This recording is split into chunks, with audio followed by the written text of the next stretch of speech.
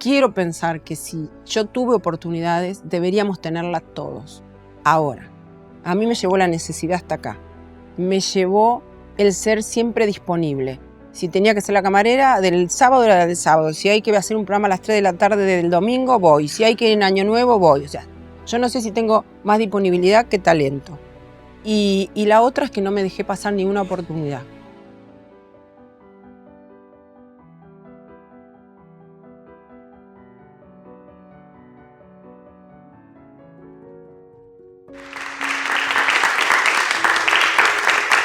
¿Cómo están? Bueno, vamos a ver. Vamos a ver mejor. Mejor me pongo unos anteojos a ver si cuento bien cómo es esta historia de vida que les vengo a contar, que es mi propia historia. Larga, porque no se nota, pero es larga. Yo nací en la provincia de Buenos Aires, en General Villegas, de una mamá soltera de 19 años. Tenía 3 tíos y vivía ahí. Era la nena, era la única nieta, era como, bueno, apareció esta nena de mi mamá joven embarazada. Mi mamá y mi abuela trabajaban de empleadas domésticas, mi madre, mi abuela de cocinera en las estancias de la zona. Entonces, mis primeros tiempos de recuerdos son esos lugares, esas estancias, esa gente con las que trabajaban mi mamá y mi abuela, y yo era como, bueno, me llevaban ahí porque se admitía que una de las empleadas tuviera una hija y pudiera trabajar ahí. Bueno, mi madre, cuando yo voy a cumplir 6 años, un poquito antes, se casa. Entonces, cuando mi madre se casa, el señor con el que se casa mi madre me reconoce como hija. Por lo tanto, yo tengo el apellido de ese señor. Primero tuve el apellido de mi madre y a los 5 años tuve otro apellido que es el que me identifica extrañamente. Porque decir, bueno, tengo un nombre y un apellido conocido en el medio, pero es un apellido que fue una adopción, digamos. Pero bueno, no fue una adopción con rosas, porque cuando empecé primer grado no hice jardín de infantes, medio que no se usaba entre el trabajo de mi mamá, etc. Entonces empecé primer grado en una escuela en General Villegas. Y cuando llego había primero A, primero B y primero C. Yo supuse, uno no lo sabe, que era de acuerdo a cuánto nivel habías tenido antes, pero era primer grado, mucho no podías tener. De todas maneras, entendí que tenía que ver con el nivel social, socioeconómico. Entonces, ¿a dónde va Liliana? Al C, por supuesto. Entonces ahí era como que pasabas un patio y había una parte prefabricada de la escuela. Esa aula me tocó. Entonces, bueno, la maestra el primer día te pone ahí a ver qué haces, qué sé yo, te escribe en ese momento me escribió mi nombre en el cuaderno para mientras nos entretenía, primer día de clase, y yo sabía leer y escribir porque me habían enseñado, mi mamá y toda la gente con la que había estado. Entonces pude escribir, hacer. Entonces la maestra me hizo poner en el portafolio mi cuaderno, cruzamos el patio y me llevó a primero A. O sea, siempre estaba en lugares que por ahí no me correspondían social y económicamente. A los 8 años, o sea, nada de vida, estuvimos viviendo en General Villegas y en un pueblito muy chiquito que se llama Villa Saboya. Era una casa con piso de tierra, sin baño. Mi madre ya tenía 2 hijos más. Entonces éramos tres hermanos y una familia sin posibilidades económicas, tan parecido como lo que pasa hoy y después de tantos años. Creían que el futuro de su familia estaba en la ciudad de Buenos Aires. Y allá vinimos de dejar, digamos, los afectos, los abuelos que habían quedado, algunos tíos, y nos venimos acá a la ciudad de Buenos Aires y empezamos a peregrinar por el Gran Buenos Aires. Vivimos en Gleu, vivimos en San Martín y finalmente recalamos en José C. Paz. Pobreza extrema, Gran Buenos Aires extremo. Eso no era una vida para una familia, ni unos chicos, ni nada. Pero no me pasaba mientras yo vivía ahí. Yo tenía mis amiguitos, jugaba, quería ser maestra, era la maestra de todos. Tenía 9 años y tenía a los chicos sentados ahí para que me escucharan hablar. O sea, que eso me viene también de ahí. Íbamos a una escuela muy chiquitita que había en el fondo de ese barrio, también calle de tierra, prefabricada la escuela y demás. Bueno, mejora un poco la situación laboral del señor Parodi, nos mudamos para una zona un poquito mejor, el trabajo mejora y ahí me mandan a hacer 7º grado al colegio parroquial de José Cepaz. Empecé el secundario también en ese colegio Cristo Rey de José Cepaz, tenía 15 años y mi mamá trabajaba en casa de familia, porque bueno, Parodi tenía una temporada que no tenía trabajo, y como mi mamá se enfermó, yo fui a reemplazarla. O sea que a los 15 años yo trabajé limpiando casas de familia en Bellavista y en José Cepaz. Y ya la situación familiar era muy tremenda. O sea, la relación de mi madre con Parodi siempre fue con violencia de género incluida. Varias veces hubo separaciones, varias veces terminamos en la comisaría. La cosa fue creciendo y hubo un hecho de violencia de género extremo. Mi mamá me había dejado comprar un Kansas porque era para lo que me alcanzó y el tipo se enojó muy mal porque yo me había gastado la plata en un jean. Cuando vuelvo, mi mamá estaba en la casa de un vecino, toda lastimada, amenazada de muerte, bla, bla, bla. Vamos a la comisaría. Como era plena dictadura, por eso lo menciono, nos atendió, bueno, la atendió mi mamá, yo la acompañé, mis hermanos eran chiquitos, la atendió un señor, un policía, que fue, digamos, hoy como diríamos, esta relación amable con ella y entendió lo que pasaba y mandó a buscar a quien la había agredido. Cuando nosotras estábamos sentadas ahí, él entra, Parodi que lo traen, y el señor policía, que era enorme, lo agarra de acá y dijo, ¿vos hiciste esto a esta mujer? Y igual que ahora, vos no podías detener a una persona si el juez y qué sé yo, que sean, bueno, ese comisario, policía, Dios sabrá qué era, lo dejó detenido una semana para que nosotros pudiéramos irnos de casa. Y eso pasó. O sea, nos levantamos las pocas cosas que había y ahí empezamos a peregrinar con mi madre y mis 3 hermanos hasta que inclusive estuvimos en hogares de tránsito en la ciudad de Buenos Aires. Después nos dijo la jueza, le dijo a mi mamá, si encuentran a su familia en un hogar de tránsito es posible que el padre de familia se los quite. Entonces fuimos a la casa de una tía hasta que, bueno, nos acomodamos de vuelta en una casa en José Cepaz. Seguimos trabajando mi mamá y yo juntas y en la escuela me dieron una beca para terminar el secundario. Hoy me sigo encontrando con esos compañeros de secundario que yo en su momento me daba vergüenza que ellos fueran a mi casa porque mi casa era demasiado pobre. Entonces me daba como mucha vergüenza. Y en ese momento me parecían que ellos tenían unas casas divinas y qué sé yo. Las vueltas de la vida, hoy me da pudor que mis amigos de aquella época me vean en la situación en la que yo vivo actualmente, porque parece que yo viví toda la vida en Palermo, que viajé toda la vida y que siempre tuve lo que tengo hoy. Y también te da pudor. Cuando yo termino el secundario, yo quiero trabajar, yo quiero trabajar, yo quiero trabajar. Busco el diario Clarín de sábado, domingo, lunes y martes. La mamá de una amiga nos acompaña a las 3 porque teníamos que venir en el tren al centro a buscar trabajo. Y nos anotamos en varios trabajos que eran sin experiencia porque éramos recién recibidas. Y yo puse la dirección de una tía mía que vivía en Barracas porque intuí que si ponía una dirección de José Cepaz con esa cantidad de viaje para una persona que no tenía experiencia laboral, nadie le iba a llamar. Entonces puse la dirección de mi tía y nos fuimos a tomar mate con mi tía antes de volver a José Cepaz. Mientras estamos en la casa de mi tía contándole, mira que dejé tu dirección, bla, bla, bla, suena el teléfono y me llamaban para que me presentara el lunes siguiente. Era cadeta en la fábrica de té Crif. Y ahí decidimos con mi mamá que ya no eran, si alquilábamos, qué sentido tenía vivir allá y las dos trabajar acá y mis hermanos eran chicos. O sea que había que cuidar y criar a mis hermanos, que es lo que hicimos entre las dos. Así que bueno, nos vinimos a vivir a Capital, alquilamos. Ahí es la época de Harrods camarera, gastronomía. Dejé la oficina por la gastronomía, por la propina. Mi mamá casi le dio un infarto. Y en ese momento no se usaba que las chicas trabajáramos de camarera. Es un rubro que fue muchísimos años después. En realidad los restaurantes o los bares o que fueran eran mozos.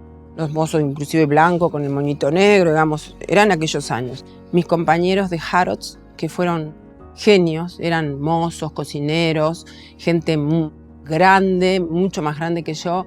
Me ayudaron con la plata, me ayudaron con la garantía, me ayudaron para pintar el departamento.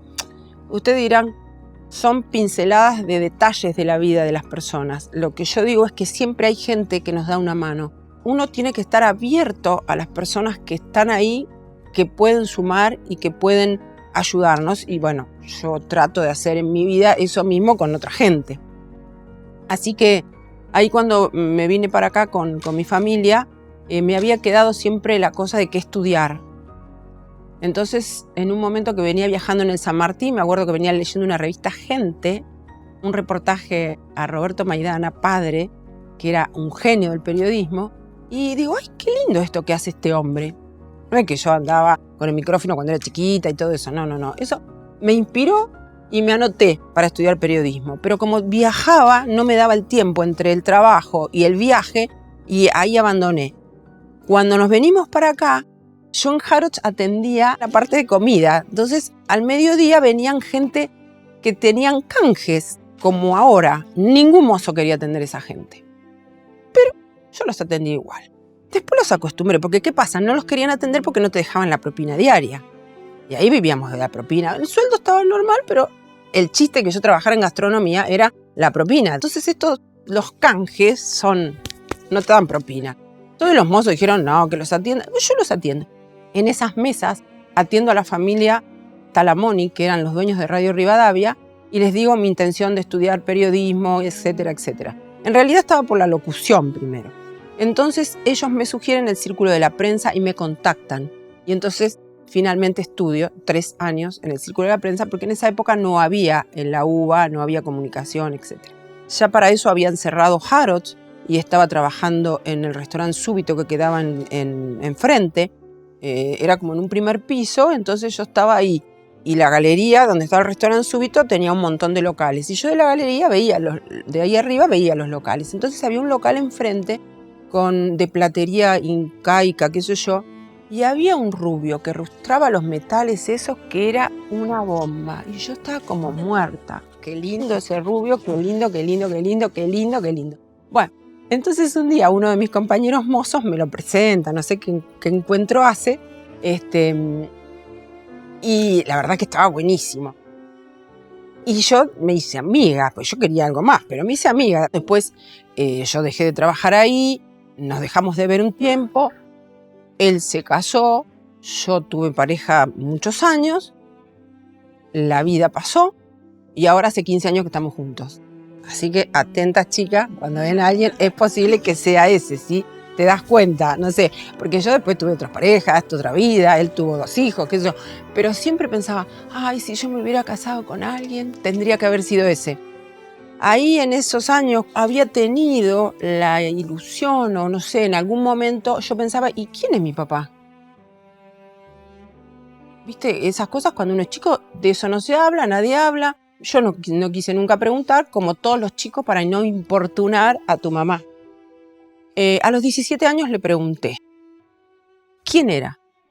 Entonces me dijo, bueno, te voy a explicar. Y entonces me cuenta que tal persona, ¿te acordás de fulano que iba a la casa del abuelo cuando vos eras chiquitita? Cuando yo era chiquitita, para que me acordara, tenía 4 o 5 años ya. Sí, bueno, él era tu papá. Ah, que me regaló la pulserita, así, así. Sí, ¿y qué pasó? Bueno, mi papá era un señor que cuando mi mamá quedó embarazada tenía otra familia, en otro pueblo. Ella entiende que eso era para terminar la situación y la terminó. Y se quedó siendo una madre soltera. Con el tiempo, ella dice que él reaparece, pero ella ya estaba casada con Parodi. Fue ahí todo como... Por lo tanto, nunca más hubo un contacto entre él y yo, ni ella, ni demás. Se pone mal porque dice que ella una vez lo había mandado a buscar, pero le habían rechazado en la casa donde él vivía la búsqueda. Y yo cuando se pone a llorar y el melodrama, dije, fin del tema, 17 años, fin del tema, ya me enteré, ya sé quién es. Y me sentí que era una mujer superada. Empecé mi terapia a los 28 años con la doctora Marta Williams y en algún lado habrá aparecido de nuevo eso, pero yo no hablé con la doctora. Pero un día escribí una carta a la dirección que yo tenía de los 20 y pico de años que había pasado por Villegas y un pariente me había dado una dirección que era la dirección de mi papá. Y que él había dicho que cuando yo quisiera lo podía contactar. Yo tenía 22 cuando recibí ese papelito, lo guardé y tenía 29 años cuando escribí la carta. que yo solamente quería conocer mi otra mitad, que no quería importunar en la vida de nadie, pero que era importante a esa altura saber cómo había sido mi otra mitad. Algo así escribí en la carta, no tengo la copia, es el recuerdo que tengo. Envío la carta a esa dirección que tenía y a los a la semana, porque tampoco era tan fácil, suena el teléfono de línea, no había celu. El teléfono de línea y yo digo, sí, ¿quién es? Entonces me dice, soy fulano de tal, yo soy amigo de tal persona, que era mi papá. Él está enfermo, pero recibió la carta, me dijo que te llame y que vos nos llames el sábado de tal hora a tal hora porque él está en cama y la familia de él, la suegra y la esposa, no tienen que enterarse de esto. O sea que, muy bien. Yo llamo ese día a esa hora y ese fue el día que hablamos por teléfono. Entonces, él está enfermo de cáncer en la garganta y yo y él nos presentamos por teléfono qué había sido de mi vida, qué era de la de él. Entonces él me cuenta los hijos que tenía, había tenido varias mujeres.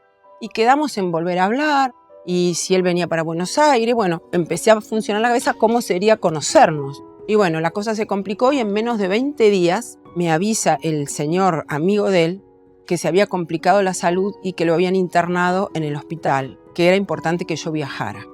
Y le dije a una amiga mía, mi amiga Marielena, que la conocí en Harrods de camarera, Marielena, me tenés que acompañar a un lugar, pero no tenés ni que hablar. Me recibe Rafaela con otra amiga de ella y las cuatro nos ponemos a conversar y ella, bueno, me desarrolla toda la historia de mi papá, de su visión, que era de la última esposa. Entonces tenía las 2 hermanas mayores, otra que se murió, 3 hermanos en el medio. Ellas eran 2 hermanas y una adoptada. Me preparé con mi amiga y después del mediodía nos fuimos al hospital de Venado Tuerto, donde había 4 camas con enfermos terminales. Él era uno y casi no podía hablar porque tenía un cáncer en la garganta.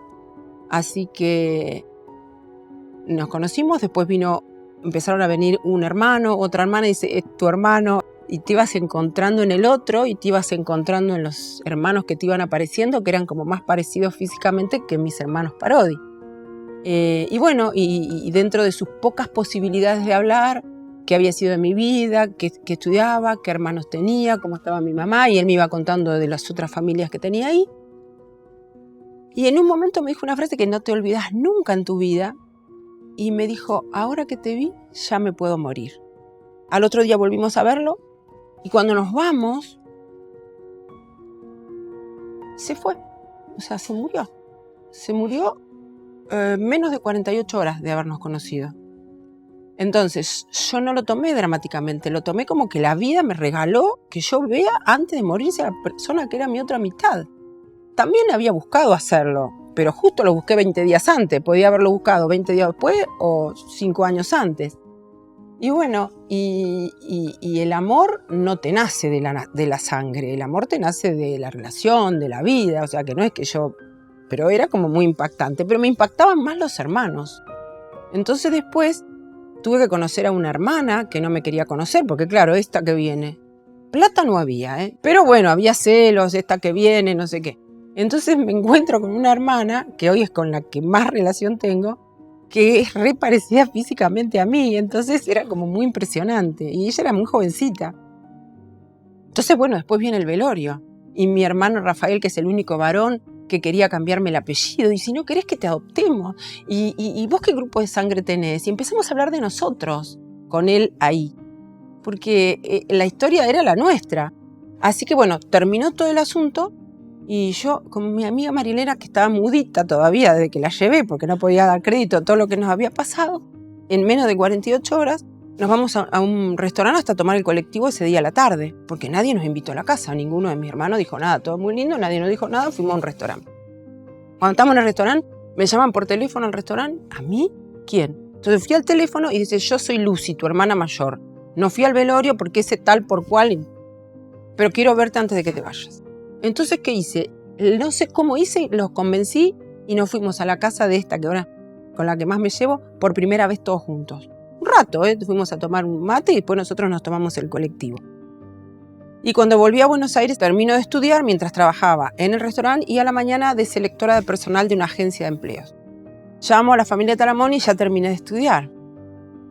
Hago un trabajito en la radio, algo de periodismo, ya que había hecho. Bueno, acá no hay nada, pero hay un programa que hacemos para Radio Mar del Plata desde acá, desde los estudios nuestros. Si querés como meritoria, tenía que hacer los llamados para que pongan gente al aire y yo no tenía ni idea. Era la productora, era periodista, era todo, pero no lo había ejercido, entonces no tenía la experiencia. Bueno, ahí un día me sale una suplencia. Así que dejé la gastronomía y me decidí por Radio Rivadavia, que ya tenía como un sueldito para poder vivir. Y ahí me tocó, digamos, dentro de lo que es este trabajo, la escuela, el máster que hice, que fue haber tenido la oportunidad de trabajar con Cacho Fontana, Héctor Larrea y Antonio Carrizo. Y ahí me fui quedando y fui creciendo. Y cuando me sentía así como la reina de todo, me echaron. En el momento me mató. Me mató, quedé tirada en la cama, creía que era lo último que me había pasado, a dónde iba a ir a parar yo. Empecé a llamar gente jefes de prensa, periodistas amigos, si conocían algo, qué sé yo. Al tiempo tuve el trabajo de América y arranqué tratando de que me tomaran en la radio, porque era Radio América, no es el Canal América ni nada. Lo único que había, estaban fundando Radio América como radio de noticias.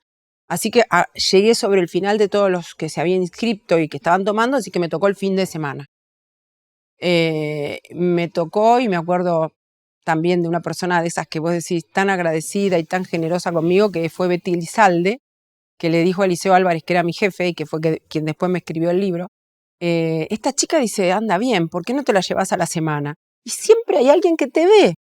Eso es lo importante. Por ahí el jefe tuyo no te ve, por ahí no te ve tu mamá, tu marido, pero siempre hay alguien que ve por vos si vos tenés valores afectivos, valores intelectuales, lo que fuera. Bueno, alguien me detectó, fui a la semana y ahí hacíamos la primera radio de noticias del país. Hacíamos un noticierito que conducían Rosario Lufrano y Ricardo Pipino y Horacio Embom.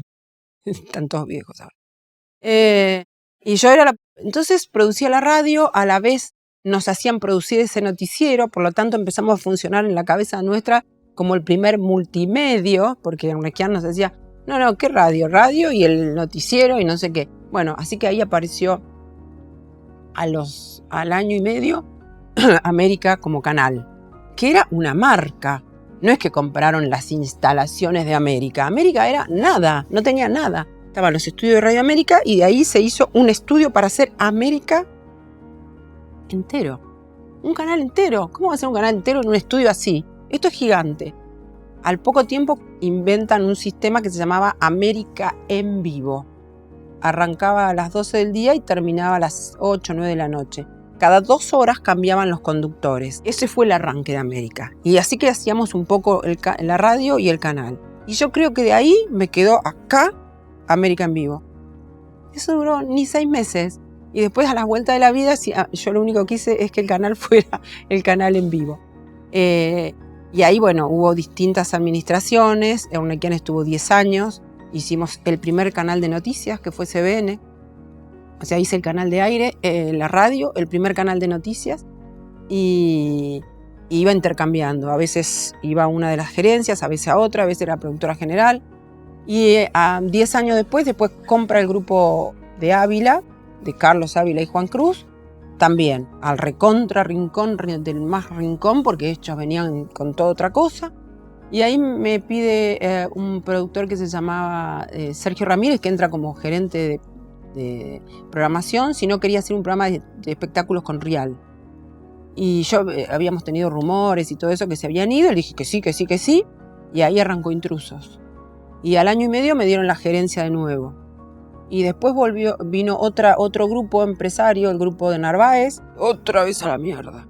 Y ahí me sostuve un poco en el canal de noticias A24, que recién arrancaba, otro poco haciendo programas, otro poco pensando cuándo me iba. Bueno, de todo. Ahí pasaron otros tantos años. Cuando se quedó Daniel Vila a cargo del canal, miró a sus alrededores y dijo, Liliana, pero no es que me dieron bombos y platillos y me hicieron una... No, él me dijo, ella es la que trabaja y con la que me entendí. Al principio empezó como en esta última etapa como bueno, como una cosa temporaria hasta que resolviéramos lo que iba, o que él resolviera lo que iba a hacer. Sí, te quería preguntar, recordando a esa chica de 18 años que se fue a Capital, ¿qué consejos o qué cosas le dirías para el resto de su vida? Para todas las cosas o sea, desde tu punto de vista que viviste, ¿qué consejos le darías? Mirá, o tuve la fortuna de cruzarme siempre con gente buena o pude zafar de los que no eran buenos. No lo tengo bien claro, porque lo único que está allá afuera es gente, como en todo, con la que te puedas cruzar. Eh, por supuesto, el afecto familiar, aunque sea gente muy pobre, siempre te ayuda. El afecto de los amigos, lo que me ayudaron los amigos y las amigas en mi vida no, es indescriptible. Em, y la confianza en vos mismo. Bueno, por ejemplo, mi mamá, que era bastante dura, nunca tuvo problemas conmigo en no entres, no salgas, la hora. No. Yo a veces pienso que he tenido mucha suerte, porque me podía haber enfrentado con situaciones, porque he estado en trabajos, en horarios, con gente que voy a decir, le fue bien a esta chica. Y igualmente el tema de dónde trabajás y con qué gente te rodeás, no hacer camarillas, no, si hay alguien que no está dentro de lo que te marca tu moral, tu vida, tu buena costumbre, y bueno, mala suerte, no estoy con ellos. O sea, eso es en los trabajos también, ¿eh? O sea, cuando vos empezás a trabajar y sos productora, asistente, lo que fuera, y te juntás de los quejosos, por ejemplo, y van al bar de la esquina, y y el jefe es un tantán, y no creces, porque ellos te dejan. Al final uno está solo, porque yo ponele hoy, no que tengo un partido político que se llama Liliana Parodi, yo soy yo. Hace 3 o 4 años tuve así un encuentro con Daniel Vilá importante de poner cosas en su lugar que él me quería transmitir, y me dijo otra cosa. Vos podés ver tu trabajo, tu actividad o lo que hagas en la planta baja, y en ese momento estábamos en un piso 12, o mirarlo del piso 12. Es distinta la visión. Y todas esas cosas después las vas poniendo en práctica, creo que es eso. Y a veces quiero pensar que si yo tuve oportunidades, deberíamos tenerlas todos. Ahora, a mí me llevó la necesidad hasta acá. Me llevó el ser siempre disponible. Si tenía que ser la camarera, del sábado era del sábado. Si hay que hacer un programa a las 3 de la tarde del domingo, voy. Si hay que ir en Año Nuevo, voy. O sea, yo no sé si tengo más disponibilidad que talento. Y la otra es que no me dejé pasar ninguna oportunidad. Y yo soy Liliana Parodi, y si no soy algo, soy Parodi, pero soy Liliana Parodi, que en definitiva no me hubiese cambiado nunca el apellido tampoco, digamos, simplemente cómo se dan las cosas y cómo a veces tiene que ver lo sanguíneo con la identidad del documento, qué sé yo. Uno es quien es. Yo puedo tener unos hermanos y un padre sanguíneo, pero bueno, yo soy Liliana Parodi. Mal que me pese, porque con el señor Parodi no fue buena la experiencia, pero con el tiempo y con la ayuda de la doctora Marta le reconocí a ese padre el apellido que me dio. Le reconocí que entre él y mi mamá lo único que me enseñaban era trabajar, honestidad más trabajar, o sea, eso que me quedó así como grabado. O sea, rescaté lo positivo, también lo digo porque a veces uno cuando se para sobre las historias, sobre las personas, solo rescata lo feo. Y digo, y es el padre de mis hermanos, sé que no hubo afecto, obviamente, ni lo habrá nunca, que no tiene nada que ver con que uno reconozca que a lo mejor te pasa en un trabajo. Es decir, pero yo este jefe que es un tal por cual no lo voy a querer nunca, pero a lo mejor el tipo influyó sobre vos en tu formación, en algunas cosas que está bueno. Toda esa persona que más o menos les quise resumir, soy la directora de contenidos de América y hace 32 años que estoy en el grupo. No sé qué hubiese sido mi vida si hubiese cambiado de trabajo como es lo habitual que hagan las personas. La que yo puedo contar es una buena experiencia, habiéndome quedado siempre en el mismo lugar, en el mismo grupo, pero me dieron como tantas posibilidades de gerencia de noticias, productora, realizadora de programa. Lo único que no produje son los pastores, pero tampoco tendría problema, porque quién sabe, ahora cuando me pongo un poco más grande, si Liliana, vos ya no estás para esto, yo tampoco tendría problema. Le pongo la misma pasión al super programa, al super cargo o al más chiquitito que me toque. En tus comienzos en los medios de comunicación, tanto en la radio como en la tele, ¿en algún momento te pasó de pensar que no estabas preparada para la tarea que ibas a afrontar? Hasta hoy me sigue pasando. Sí, me sigue pasando. me pasa la soledad del poder, aunque sea un poder de una programación o el poder de un programa, lo que sea, es complicada porque vos podés discutir con un equipo, pero al final tenés que tomar una decisión. Y ahí vos decís, ¿es la correcta? ¿Estoy suficientemente preparada? O sea que es todo el tiempo. Pero eso tiene que ver capaz con mi personalidad y esas inseguridades que se remontaban a aquellos tiempos. Igual después hago como que es así y vamos para adelante, pero siempre me voy a mi casa pensando, ¿estará bien?